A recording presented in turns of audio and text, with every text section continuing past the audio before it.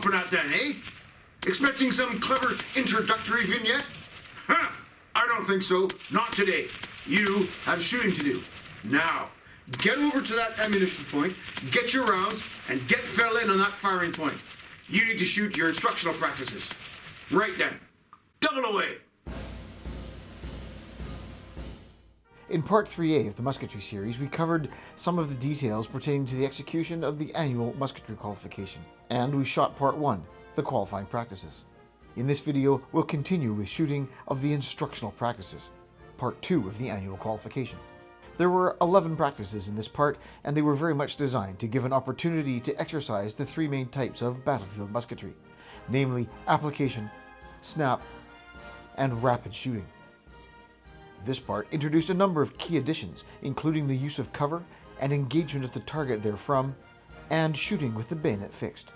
These characteristics, and the types of engagement mentioned earlier, combined to form a most useful tool to develop skill at arms. As mentioned in Part 3A, the instructional practices were not scored in aggregate for trained men, and therefore were a learning and practice tool, pure and simple.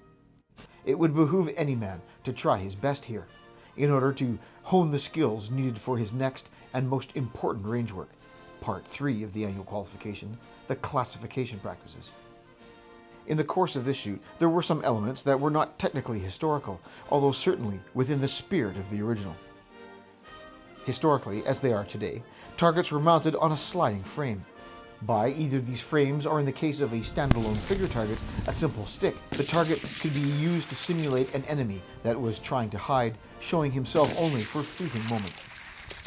These were known as exposures. For these and subsequent snap and rapid practices shot here, I did not have the luxury of a butts and target operators for the most part.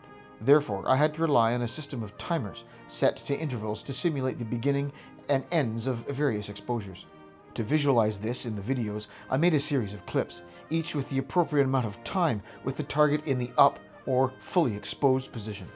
The times for all began when the target was fully exposed. The use of cover was extensive in the instructional practices.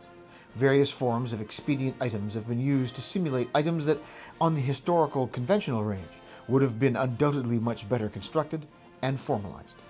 And so, without further ado, Part 2 of the Annual Qualification, the instructional practices. Practice 7 was a 5-round snap, lying behind cover at 200 yards at a second-class figure target. Snap shooting was a skill integrated into the musketry program in the aftermath of the Boer War. There were some details peculiar to this type of shooting as found in the Annual Qualification. The shooter was to lie behind cover, formed, as described, by sandbags or a parapet of stones. The idea was that as part of the practice, the man would hide behind this parapet, exposing themselves only to view the target once the target had been presented. They would then rise to the firing position and engage the target, returning to the hiding position after firing. The engagement was to start with the butt of the rifle on the ground to ensure a low profile.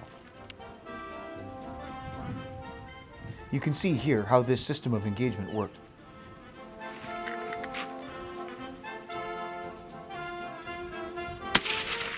In reality, the target would have been mounted on a sliding frame or held on a stick, depending on what type they were.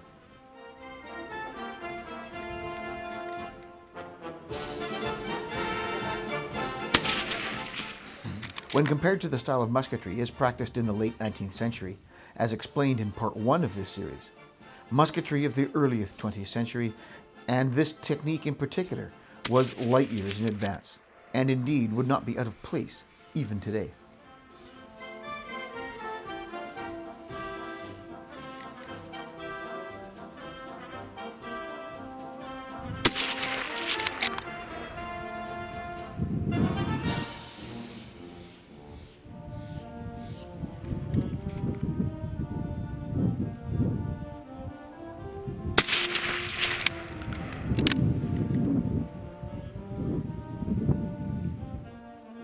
So that's the 200-yard snap from behind cover.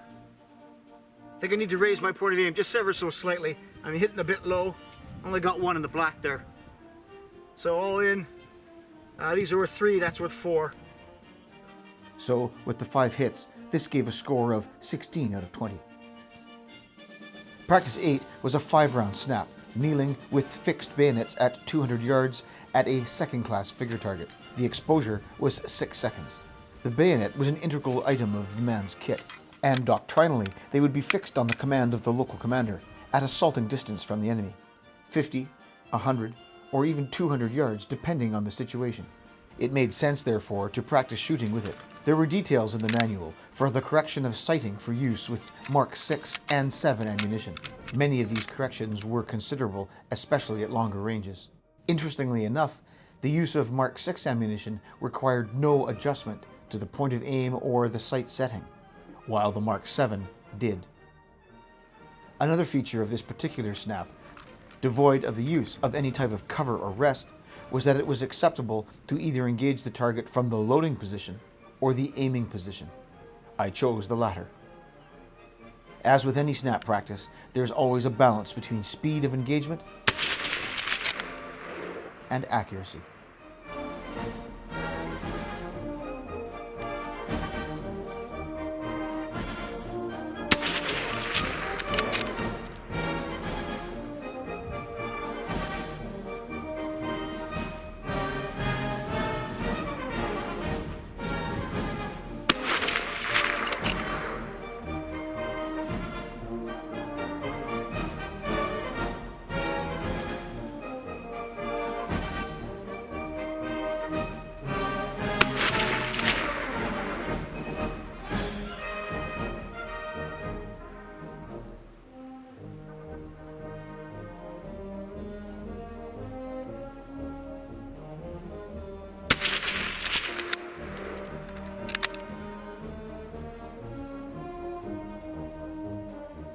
So, the 200-yard snap from the kneeling with bayonet fixed. A little bit low, and we got one in the black there, but the rest are nicely grouped anyway, underneath, still within the inner. In accordance with the details, as given in the manual, in that not much deviation is experienced with older Mark 6 ammunition, which my rounds replicate, the MPI seemed not to have changed much. 16 out of 20 for Practice 8. Practice 9 was the first rapid practice of the Annual Qualification. 5 rounds lying unsupported from 200 yards at a second-class figure target. The time limit was 30 seconds. The manual stated that the exposure started on the command rapid fire and ended on the command ceasefire. I have chosen to include this, but also to include a target exposure as the visual cue for the beginning of the engagement. For this practice, 5 rounds in 30 seconds is not particularly fast, but this also shows the somewhat progressive nature of the practices of Part 2, starting simple and later becoming more difficult. In this case, I finished well in advance of the time limit. So, the first rapid practice. That's 200 yards, 5 rounds from the lying position unsupported with the bayonet fixed. 5 rounds in 30 seconds. 1, 2, 3, 4, just cut the black. 5, just below. Sight setting much better here. It's always a good day when you have to use mostly black patches. I had raised the sights slightly over the previous 200-yard practices, and this put a few more hits in the black, giving a score of 19 out of 20. Practice 10 was a 5-round application, lying unsupported from 300 yards at a second-class figure target. Nothing special here, except for the length and range.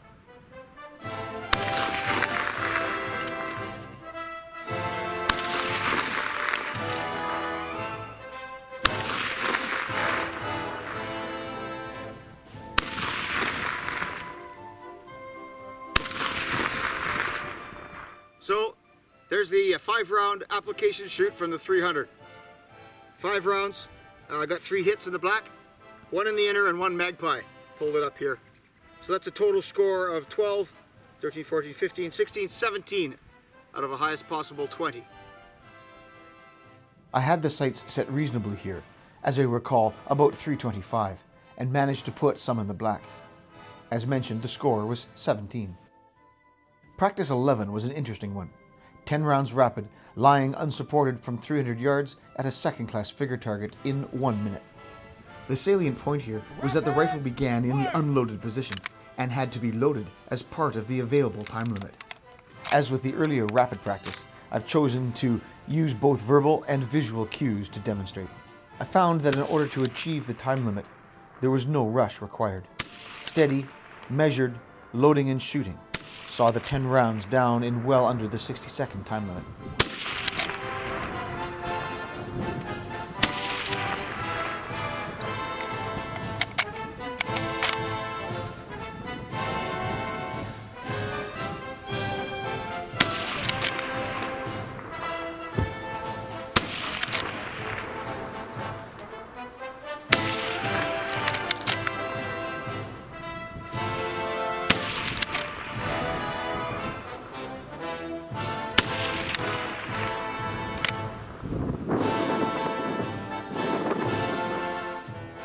So practice 11, 10 rounds rapid, starting with an unloaded rifle, loading 5 at a time. 10 hits, shanked 1 down here in the magpie, but the rest were all bulls or innards. So that gives me a score of 32 out of 40. Obviously, rapid shooting tends to spread things out by definition. However, things were acceptable this day, 32 making for a decent score. Practice 12 was a 5-round application lying unsupported from 500 yards at the larger first-class figure target used for all 500 and 600 yard shooting.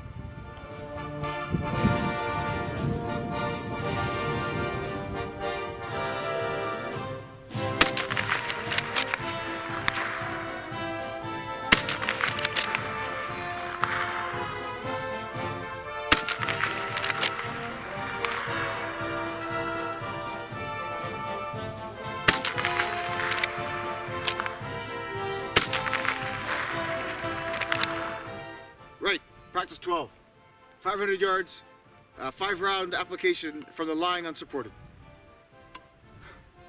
I don't know, must have been breathing super heavy here. 1, 2, 3, 4, 5.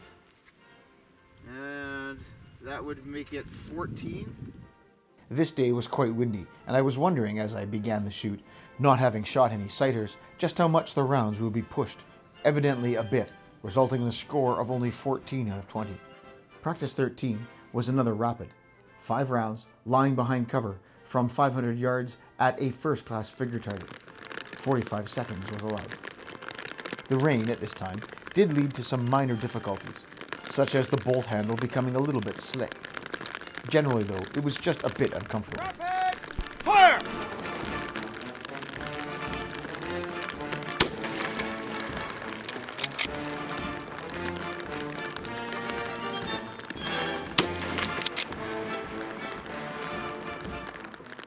This rapid practice, like those before, was completed in due time with lots of time left to spare.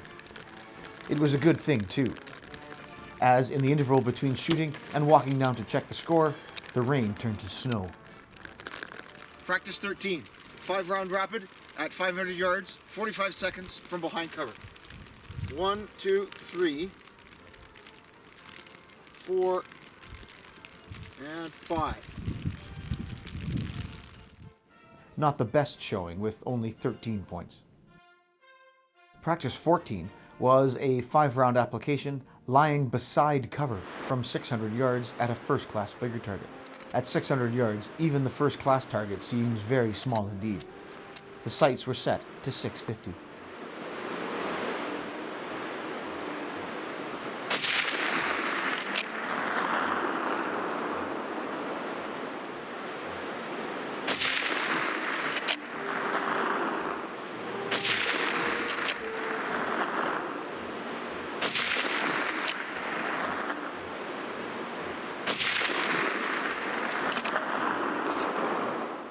So practice 14, 5-round application lying beside cover from 600 yards.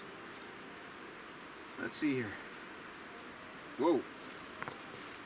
Well then, look who didn't set their sights properly. 1, 2, 3, 4, 5. Grouping's pretty good for 600 yards as far as I'm concerned. But that placement is, well, not very good. With no wind in the late afternoon, conditions made for the best advantage. Sadly, having never shot at 600 yards before, my estimation of sight setting was woefully less than was needed. The group, however, was surprisingly good, but much too low for a decent score. 10 points only for this one. Practice 15 was a return to the 200-yard firing point. A 5-round snap lying behind cover at a standalone figure number 3 with 4-second exposures. Ordinarily, targets such as these would be mounted on a stick for presentation above the berm.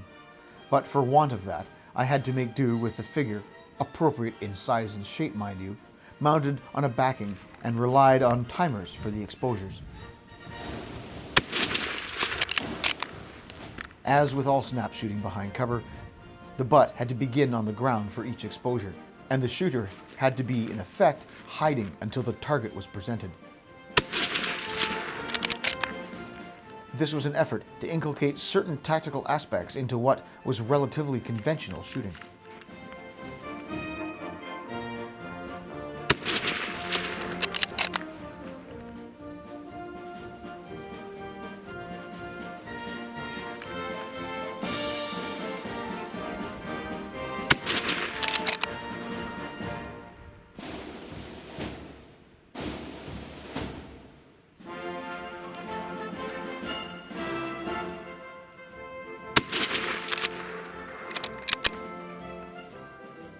So, practice 15, 5 rounds, 4-second exposures at 200.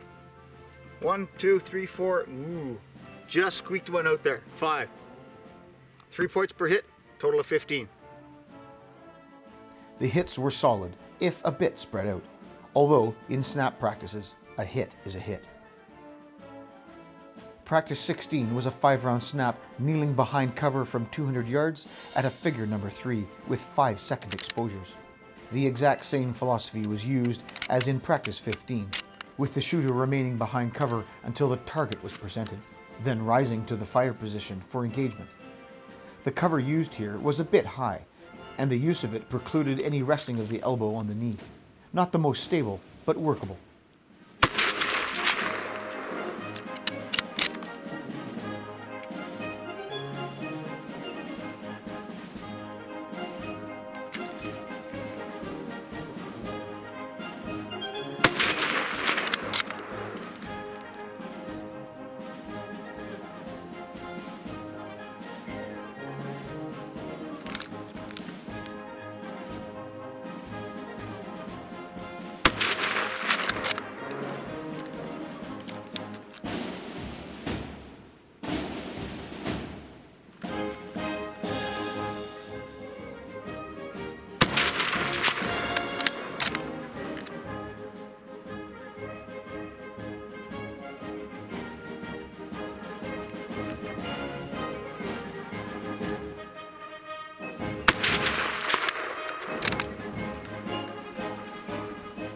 So, practice 16, 200 yards, 5 rounds, kneeling from cover. 1, 2, 3, 4, and a shanked one there just outside.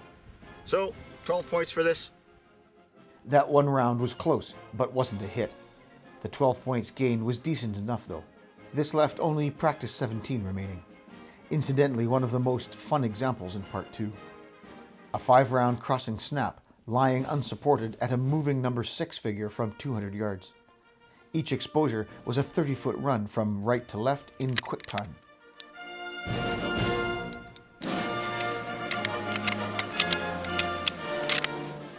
Tracking of the target, of course, was critical. I tried to place the sights on the left edge of the target to offset or lead the movement.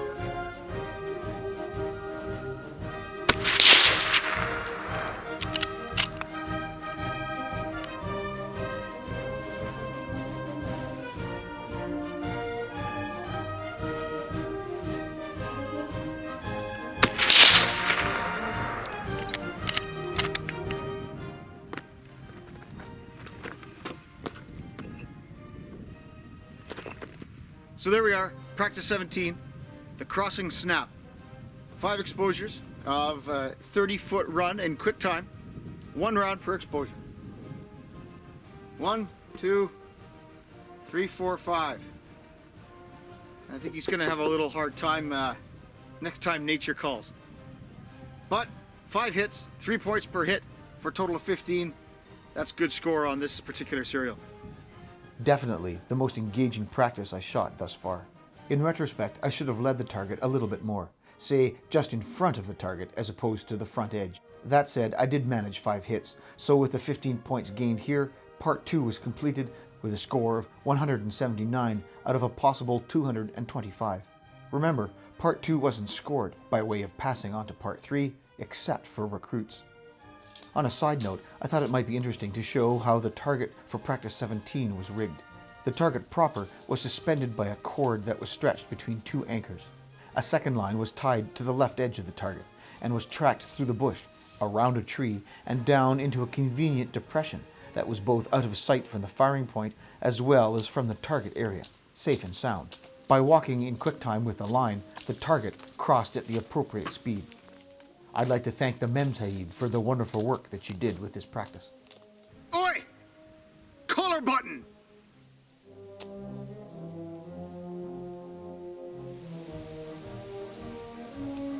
He's everywhere.